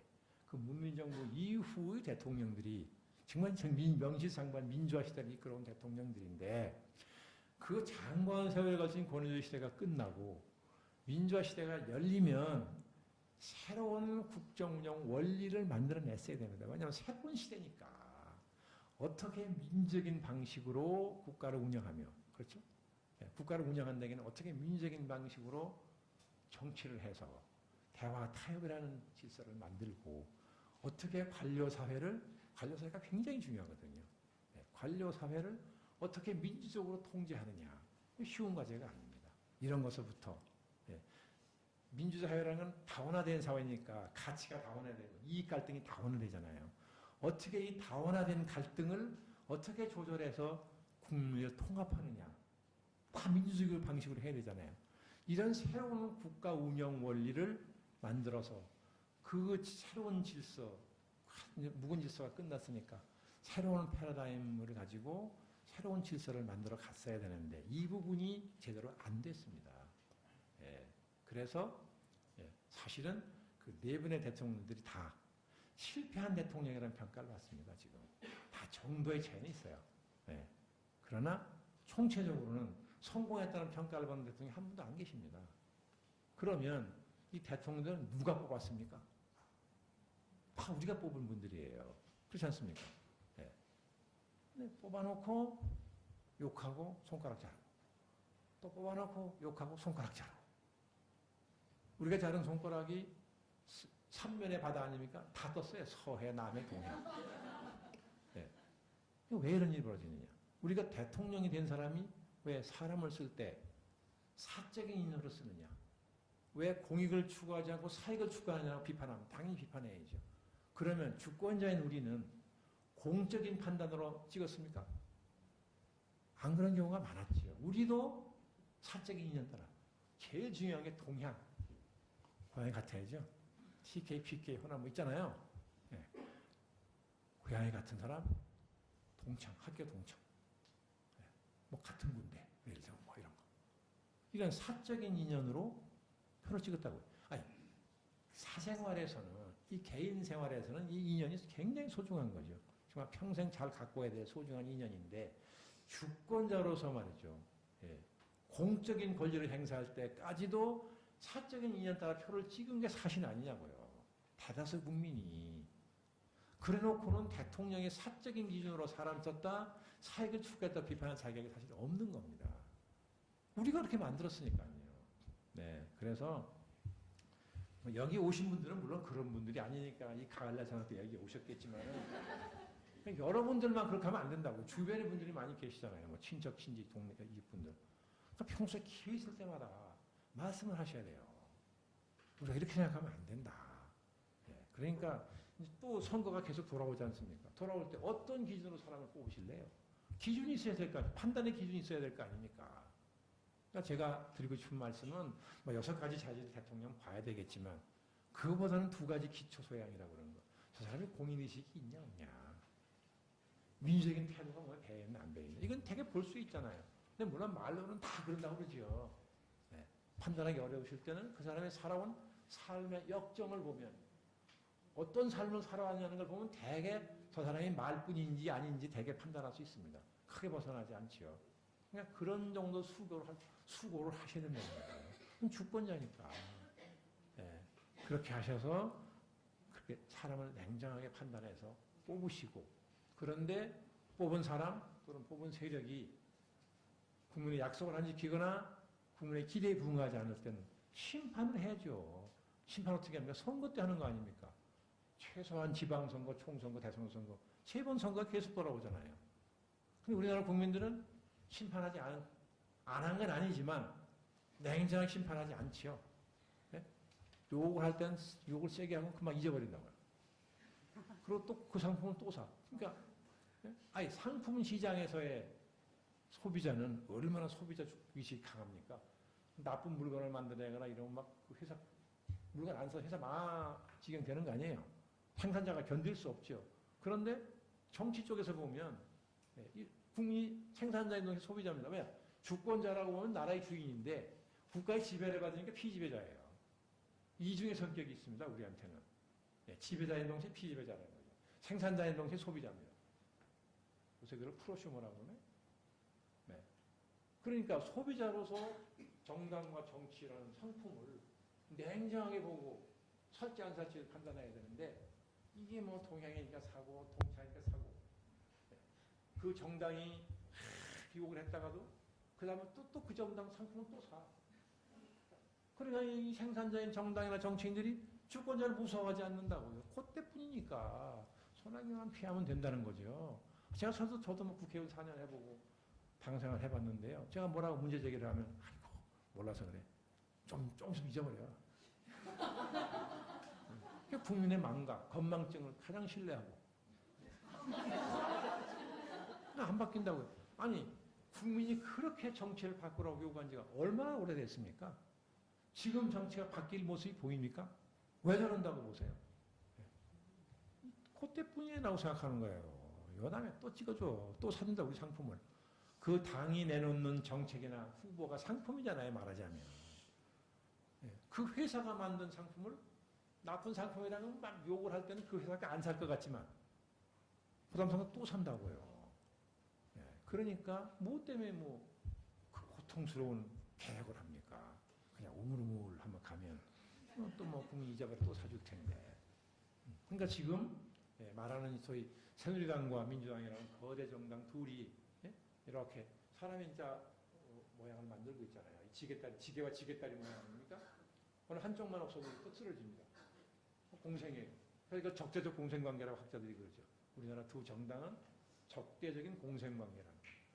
왜 그러냐? 이게 기득권주의자들의 가장 편리한 구조고 정권이 왔다 갔다 하니까 여당 왔다 갔다 한다고요. 근데 솔직히 야당은 확 여당되고 싶은 생각 별로 없는 사람 많아요. 우리나라에서 국회의원 하는 건 야당이 훨씬 나은 점이 있거든요. 자, 책임 없지요. 확 비판하면 되잖아요. 이 여당이 되면 말 책임져야지. 또 선거가 특정 지역 말고는 선거가 어려워집니다. 야당들은. 비판을 자꾸 받으니까 잘못했다고. 그러니까 차라리 야당하는 게 낫다고 생각하는 국회의원도 상당수가 있어요. 그러니까 안 바꾸는 거죠. 그러니까 이제 국민이 이게 국민이 전하고 바뀌어가지고 이게 안 통한다 이게 이제. 이걸 알면 왜 안 바꾸겠어요. 자기도 살아야 되니까 바꾸지요. 그래 한국 정치가 바뀔 거 아니겠습니까? 그러니까 결국 그런 말 하잖아요. 뭐 정치가 됐든 민주주의가 됐든 뭐 지도자가 됐든 결국은 그 나라 국민의 수준에 맞는 걸 갖기 마련이다 하는 서양 정치학자가 아주 오래전에 한 말이 있습니다. 그리고 그 유명한 불란서의 정치사상가인 토크빌이라는 사람이 그런 말 했죠. 미국을 가보고 민주주의는 시민들의 민주적 덕성, 민주적 품성 또는 뭐 영어로 habit of the heart이라고 그러고 마음의 습속이라고 우리말로 번역을 학자들이 하는데 좀 말이 이상하죠. 마음의 습속. 얼른 안 옵니다. 어떤 그런 마음속에 자기 내면에 그런 민주적인 덕성, 품성, 의식이 있어야 된다는 거죠. 그게 없이는 민주주의는 불가능하다. 그런 건 이 진리 같은 얘기죠. 그러니까 우리가 민주주의라는 게 절대로 있어도 그만 없어도 그만인 게 아니고 이게 없어도만 있어도 그만이니까 또 무엇 때문에 그 수많은 젊은이가 목숨을 바쳐서 그걸 쟁취하려고 그랬겠습니까? 그렇지 않습니까? 얼마나 많은 사람이 피를 흘렸습니까? 예. 그러니까 그런 점에서도 그렇고 또 내 밥그릇의 크기를 결정한다. 예. 그런 점에서도 민주주의라는 게 내 삶을 좌우하는 가장 중요한 요소다, 가치다 라고 생각을 해주시고 뭐 그런 생각을 하시니까 여기 오셨을 거라고 보는데 주변 친척, 친지분들을 기회 있을 때마다 설득을 하셔야 된다는 거죠. 그래야 나라가 바뀐다는 겁니다. 그래서 저는 평소에 이런 기회가 오면 아는 건 별로 없지만 제 평소 이런 제 생각, 제 고민 이거 그냥 이렇게 두서없이 막 말씀드리는 건데요. 예, 그래서 산만하게 말씀드려 죄송합니다. 제 말씀에서 그치겠습니다. 고맙습니다.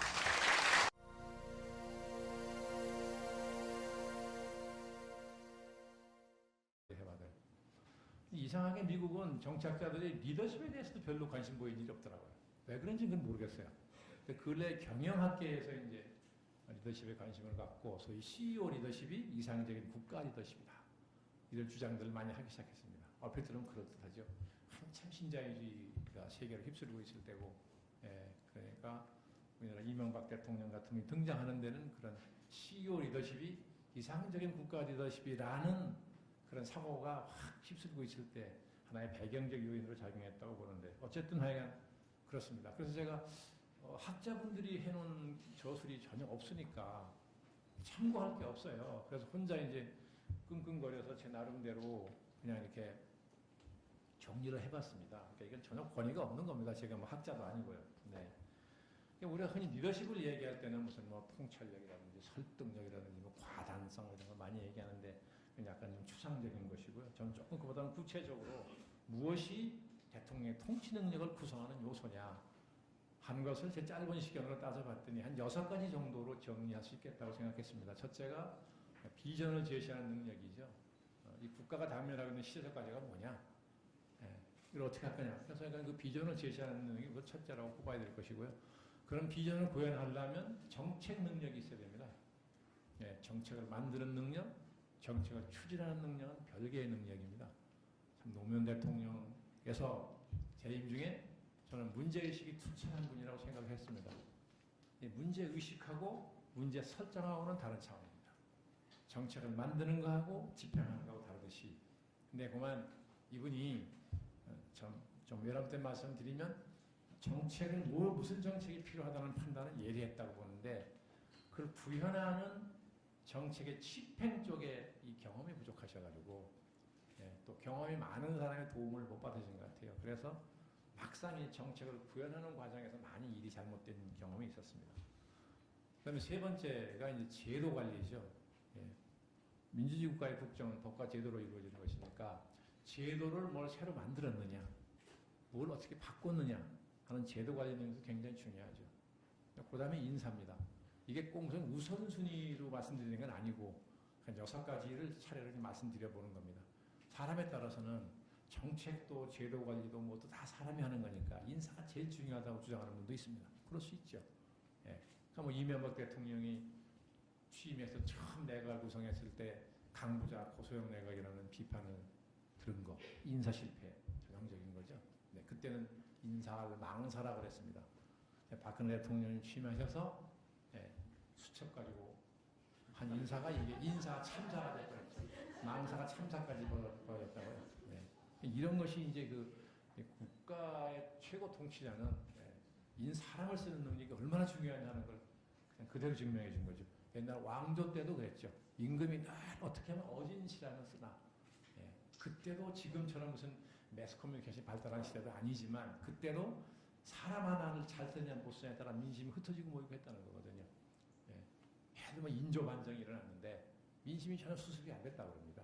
흉흉하니까 오리 이원직 대감을 영의정을 딱 쓰니까 그 하나의 인사로 쫙 민심이 가라앉았다는 기록이 있습니다. 그럴 만큼 인사가 중요한 거죠. 그 다음에 외교 능력입니다. 그 마가렛 대처 수상이 재임 중에 이런 말 한 적 있습니다. 미들 파워는 중견국가죠. 대한민국 같은 경우입니다. 미들 파워의 경우에는 외교 능력이 그 국가의 좌우한다는 겁니다. 생명을. 그럴 만큼 중요하다는 거죠. 특히 그 중에서 우리는 이 지정학적인 특성 때문에 특히 외교 능력이 중요합니다.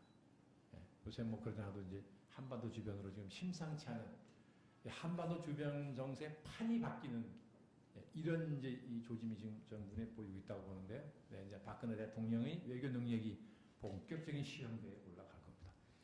자, 끝으로 여섯 번째는 이제 대한민국 대통령에게만 필요한 거죠. 북한을 관리하는 능력이 필요합니다. 북한을 관리한다 그러면 북한이 또 기분 나빠하겠죠. 그러니까 뭐 남북한 관계를 관리한다. 또는 한반도 평화를 관리한다. 뭐 이렇게 바꿔도 그만이겠죠. 어쨌든 이게 잘못되면 우리에게 뭐 밉든 곱든 싫든 좋든 가장 직접적이고 가장 결정적인 영향을 미치는 게 북한이라는 존재 아닙니까? 뭐 이뻐서 그럽니까? 그것 때문에 때로는 달래야 되고 때로는 채찍질해야 되고 그런 거 아닙니까? 그래서 그 능력이 대한민국 대통령 경우에는 탁월해야 된다. 안 그러면 국가적으로 큰 엄청난 일이 생기죠. 그런데요. 이런 여섯 가지 자질을 갖추려면 제가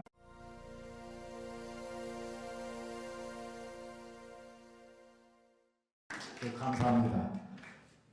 참 이 10월의 끝자락인데 이렇게 또 향기 있는 강의를 듣기 위해서 이렇게 와주신 여러분 고맙고 다시 한번 반갑다는 말씀 드립니다. 오늘 뭐 다른 뜻은 없고요. 제가 마침 우리 윤 장관님 모셔서 함께 인사드릴 수 있는 기회가 돼서 제 스스로가 참 좋습니다. 뭐 아까 우리 양 교장께서 여러 가지 말씀하셨는데 저는 우리 윤 장관님을 이렇게 표현합니다. 보수도 아니고 진보도 아니고 합리적인 시민.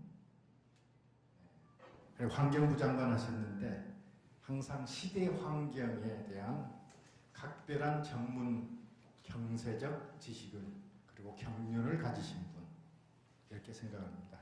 보수 진보 없어요. 그냥 합리적 시민, 깨어있는 시민들을 위해서 함께 하시고 길을 함께 모세 가시는 그런 분이 아닌가 그렇게 생각을 합니다. 여러분 하여튼 이렇게 멀리서들 또 오셨죠. 그리고 우리 노무현 시민학교 그리고 노무현 재단에 대해서 항상 참여해 주시고 사랑해 주시고 성원해 주신 데 대해서 이 자리 그래서 다시 한번 감사드립니다. 그러면 우리 윤 장관님 모시도록 하겠습니다. 고맙습니다.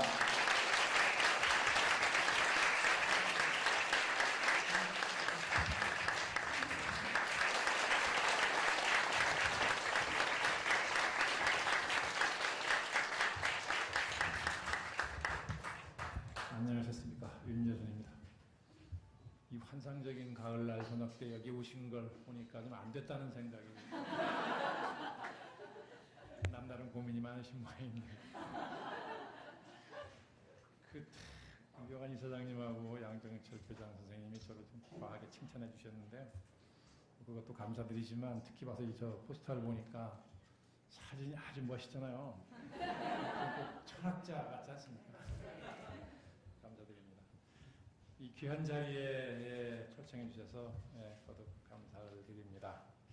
사실 저는 뭐 여러분 앞에 서가지고 무슨 일방적으로 떠들 만큼 아는 게 많은 사람은 아닙니다.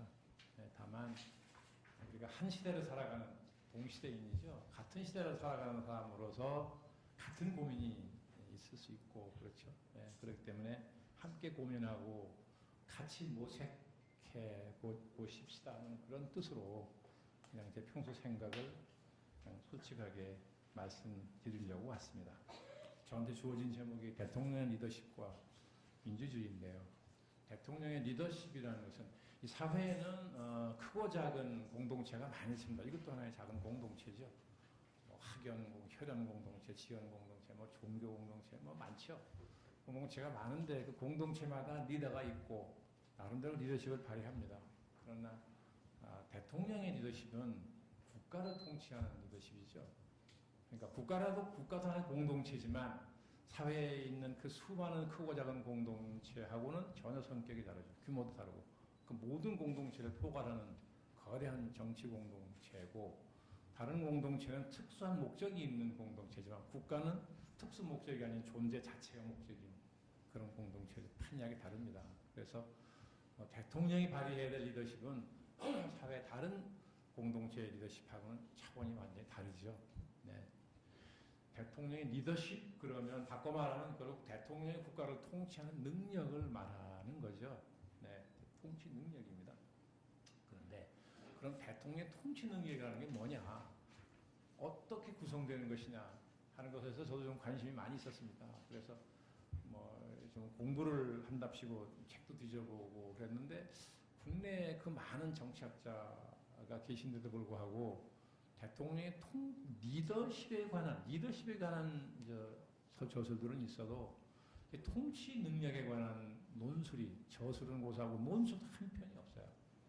그래서 납득이 안 돼가지고 외국을 어떤가 그러고 특히 그 대통령 중심제라고 하는 미국 같은 경우 그동안 정치학자가 굉장히 많은데 거기도 대통령의 통치 능력에 관한 논문이 한 편이 없어요.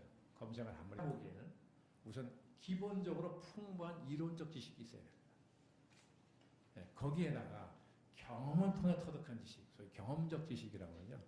네, 이론적 지식과 경험적 지식이 결합된 상태 같으면 가장 이 6가지 자질을 이상적으로 갖춘 대통령이 될 수 있겠죠. 이게 어디 쉽겠습니까? 네, 이 중에 뭐 몇 가지만 갖춰도 좀 훌륭하다고 생각하는데. 그런데 저는 이 6가지 이전에 그 6가지 자질을 떠받치는 하나의 기초적인 소양이 2가지가 있다고 저는 주장을 합니다. 평소에. 제가 늘 어디 가나 떠드는 주장인데요. 네, 마치 높은 빌딩을 떠받치고 있는 기초가 있듯이 우리가 높은 빌딩을 올리려면 땅 위에 높이 올리는 기술보다는 그 높은 빌딩을 받쳐주는 기초, 땅 밑에 있는 기초 부분의 토목 기술이 제일 중요하답니다. 그 토목 기술이 없으면 높은 빌딩을 못 올린다는 거죠. 근데 우리가 눈에 안 보이니까 평소에 관심을 갖지 않습니다. 그러나 그게 제일 중요한 기초죠. 마치 운동선수가 종목이 뭐가 됐든 체력이 없이는 운동을 할 수 없지 않습니까? 뭐 우리가 보기에는 그냥 춤추는 것 같이 보이는 리듬 체력까지도 체력이 필요하다는 거 아닙니까? 체력이 없이는 어떤 운동도 할 수 없는 것처럼 체력이 모든 스포츠의 기초이듯이 국가를 통치하는 대통령의 능력을 따바치는 2개의 기초 소양이 있다. 뭐냐? 하나는 투철한 공인의식입니다. 둘째는 민주적 태도. 저는 그 2가지를 꼽고 있죠. 그래서 이 2가지가 기초가 갖춰져 있지 않은 상태에서 만약 6가지 자질을 갖춘 지도자가 있다고 한다면은 마치 기초가 부실한 상태 후에 높은 집을 지은 것처럼 역기능을 하기 쉽다는 겁니다. 그 자질이 국가민족으로 해서 좋은 기능을 하는 게 아니라 거꾸로 해를 끼칠 수 있다는 거죠. 그래서 저는 이 2가지가 중요하다 그런 건데 그 공인의식이라는 게 뭐냐? 뭐 글자 그대로 공직자로서 가져야 될 자세, 정신, 의식 뭐 그런 거겠죠. 네. 공직이라는 거는 국가의 발전을 위해서 국민을 대신해서 국가 권력을 행사하는 자리가 공직 아닙니까? 그 공직을 맡은 사람은 당연히 투철한 공인의식이 있어야죠. 무엇보다도 그런 공인의식을 가지려면, 투철하려면 공공성이라는 가치에 대한 인식이 또 투철해야 됩니다. 그럼 공공성이라는 게 뭐냐? 이게 뭐 철학적 주제가 돼서요. 그러니까 학문적으로 공공성의 개념을 정리하려면 이게 정답이 없다는 거죠. 그래서 마치 정의가 뭐냐, 공정성이 뭐냐 하는 것처럼 고대 아테네로부터 지금까지 2400년 동안 논쟁이 끊이지 않고 이어져 온 주제 하나라는 거죠. 이게 공공성이라는 게 뭐냐 하는 것도요. 그러니까 우리가 여기서 무슨 그런 철학적으로 뭐 공공성의 개념을 정의하려는 건 아니지 않습니까?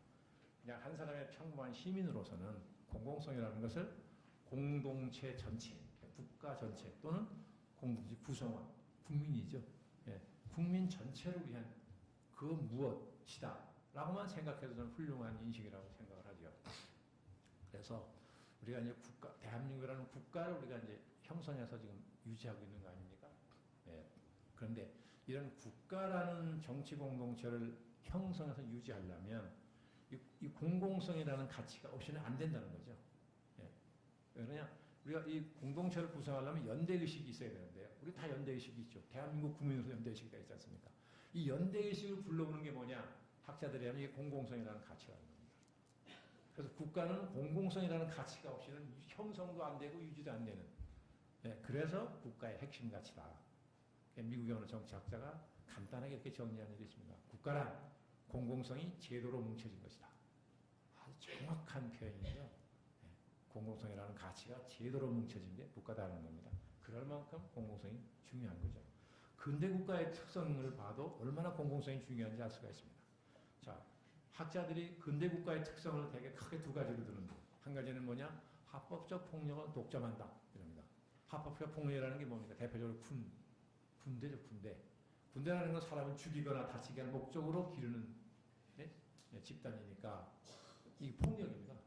그런데 국가가 공공성이라는 가치를 수호하기 위해서 기르는 조직이니까 합법적 폭력인 거죠. 이걸 국가가 독점한다 그러죠. 네. 국가 안에서 이런 물력을 나눠 갖는 수 없다. 어느 개인이나 세력도. 미국 같은 경우는 조금 예외라고 그러죠. 다 총을 가졌잖아요. 그렇죠. 그러니까 국가가 그 폭력을 독점하지 못한다. 예외라고 그러는데 어쨌든 하여간 근대 국가의 일반적인 특성은 그런 합법적 폭력을 독점한다. 또 하나의 특징은 뭐냐? 강제력을 행사한다는 겁니다. 국민을 상대로. 국민이 나라의 주인인데 국가가 국민을 상대로 강제력을 행사하는 거죠. 뭐냐? 세금을 걷어갑니다. 세금이라는 것은 국민의 재산의 일부를 국가가 강제로 가져가는 거지 않습니까? 무서운 힘이죠. 내 재산의 일부를 강제로 가져가지 않습니까? 또 하나, 남자가 나이가 되면 군대를 가야 됩니다. 병역의 의무가 있지 않습니까? 그러니까 군대를 가면 이건 뭐냐? 물론 뭐 복무연한이라는 게 뭐 2년인 경우, 3년인 경우가 있지만 한시적이긴 하나 젊은 사람의 생명을 가져가는 겁니다. 국가가. 전쟁에 내보내서 싸우다 죽을 수 있는 거니까 국가가 젊은이의 생명을 한시적으로 가져간다. 이거 얼마나 남의 생명을 가져가는 힘이 얼마나 무서운 힘입니까? 재산의 일부를 가져가, 생명을 가져가. 이런 무서운 힘을 누가 줬냐는 겁니다. 국민이 우리가 준 거지. 왜? 공공성을 지켜야 되니까. 그러니까 공공성이라는 게 얼마나 중요하냐 하는 걸 뭐 한마디로 알 수 있는 거죠. 그렇게 보면 국정의 최고 책임자인 대통령은 자동적으로 공공성의 상징적 존재가 됩니다. 존재여야 하고, 그리고 대통령의 직무를 수행하는 데 있어서는 처음부터 끝까지 어떻게 하면 공공성이라는 가치를 잘 관리하고 더 신장시키느냐 하는 걸 늘 염두에 두고 대통령의 직무를 수행해야 되는 거죠. 네. 그것이 이제 공공성이 말하는 공인의식의 뿌리라는 겁니다.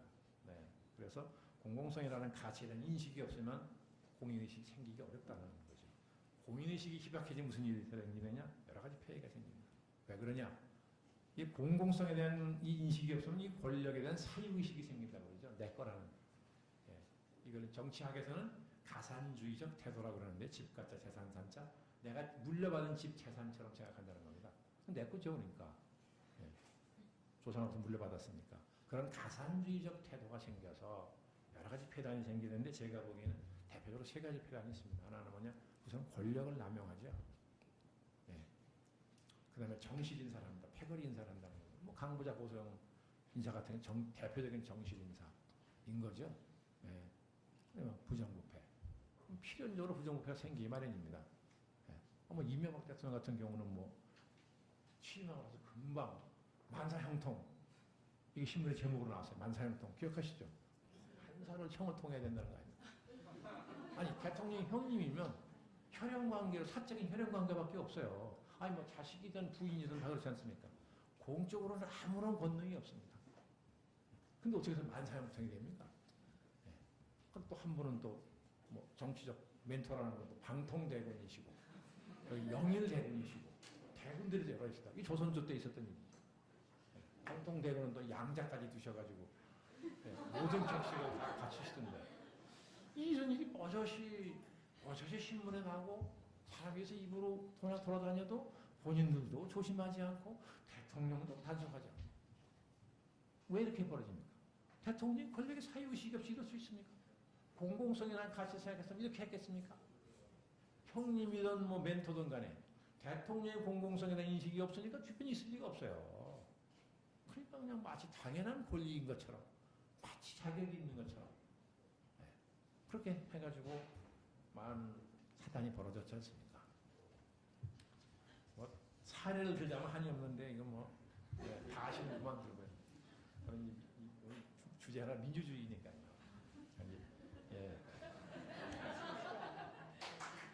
민주주의 말씀을 이제 드려보겠습니다. 자, 민주주의라는 게 이게 너무 익숙하죠. 예, 민주주의는 얼마나 익숙합니까? 톡 듣는 게 민주주의고 말하는 게 민주주의고 뭐 그렇게 오래 살았죠.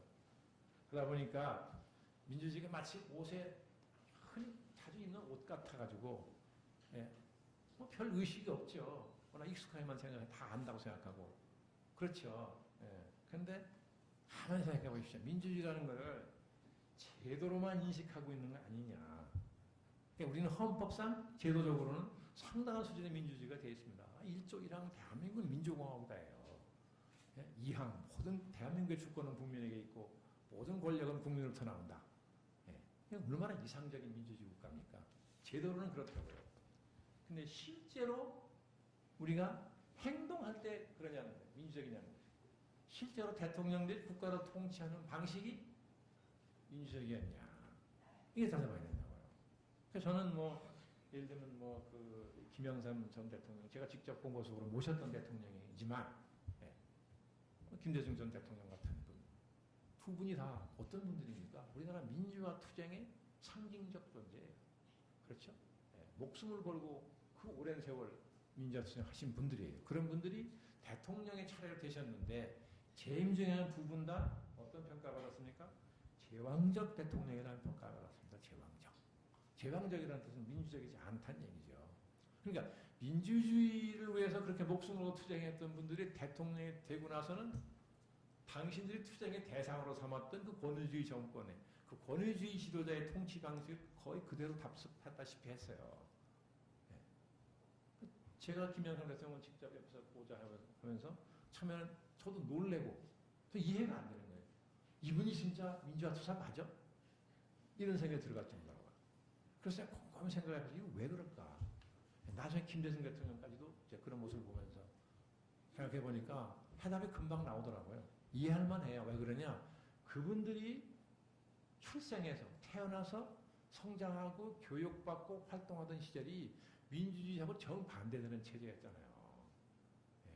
삶의 모든 과정이 완전히 민주주의하고 관계없는 정반대되는 체제 속에서 살았던 분들이고 나중에 민주화 투쟁할 적에도 그 권위주의 정권과 맞서서 효율적으로 싸우려다 보니까 야당이라는 정당을 만들고 운영하는 방식이 역시 권위주의적이었다고요. 일사분란하게 통해야 되니까요.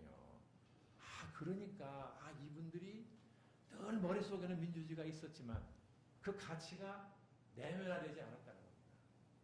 내 체질이 되고 피 속에 그게 있어서 그냥 저절로 생각하는 거나 행동하는 게 저절로 민주적이 됐어야 되는데 의식 따로 행동 따로가 나왔다는 거죠. 그래서 저는 그렇게 이해할 만하다고 생각을 했습니다.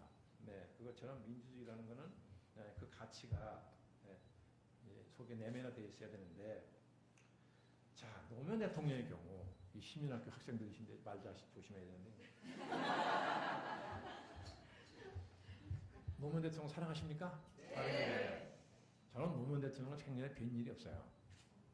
그냥 말을 통해서 또는 언론 보도를 통해서만 그냥 인식을 하고 있었던 사람인데 그 양반 돌아가시고 나서 이제 책을 좀 봤습니다. 본인이 남기신 기록, 다른 사람이 쓴 기록을 보고 이제 인간 노무현을 이해하게 됐어요. 그래서 이분이 이런 생각을 가진 줄 알았으면 공항 내려가서 소주를 마시면서 내가 좀 시인 소리를 많이 할 걸 그랬네. 막 이런 기분이 들더라고요. 네. 어쨌든 이분이 취임하고 나서 권위주의 타파를 내걸었죠. 지역주의 타파. 그건 한국 정치의 절박한 과제 중에 그런 두 가지 틀림없었죠. 근데 흔히 뭐라 그럽니까? 권위주의 타파라는 그 절실한 과제를 내걸고 한 건 참 좋았는데 그 과정에서 권위 자체가 망가졌다는 평가를 했죠. 이분이 의도한 거하고 전혀 다른 거죠. 어쨌든 그래서 모든 일에는 아까 잠깐 정책 말씀드렸지만 방법론이 굉장히 중요하다는 겁니다. 아무리 목적이 숭고하고 고상해도 그걸 실현하는 방법이 잘못되면 그 목적을 달성할 수가 없어요. 그렇죠? 모든 일에는 방법론이 중요하다. 그런 걸 이분을 통해서도 알 수 있는 거죠. 네. 그리고 또 하나 사람들이 지적하는 것 중에 하나가 이 국정을 수행하는 데 있어서 소수의 386 참모에게 의존했다. 이런 얘기가 있습니다. 그럼 이건 뭐 실제로 청와대 근무하던 고위 인사가 나와서 전해진 말이니까 뭐 거짓말은 아니겠죠. 네. 이런 것은 이해합니다. 가까워서 서로 피치의 생각을 잘 알고 눈빛만 봐도 무슨 생각이지 않은 분들이 옆에 있으니까 보통 참 의지하고 좋았겠죠. 그러나 이게 그렇게 되면 이 공조직이 무력해집니다. 그렇죠? 그래서 이건 민주적인 방식의 국정 운영은 아니다라고 그런 비판을 받아도 사실은 할 말이 없는 겁니다. 네. 자, 그런데 이 이명박 대통령은 어땠느냐? 이분은 뭐 공공성이라는 개념 자체가 없었다고 이제 권위주의 흉내를 어설피냈다고요. 예. 아마도 짐작컨대 노무현 대통령이 어쨌거나 응징 투표를 당했다 그런 거 아닙니까? 묻지마 투표. 예. 그래서 2위 정동영 후보하고 표차가 500만 표 이상이 났죠. 그러니까 압도적인 승리는 틀림이 없습니다. 그렇죠. 그런데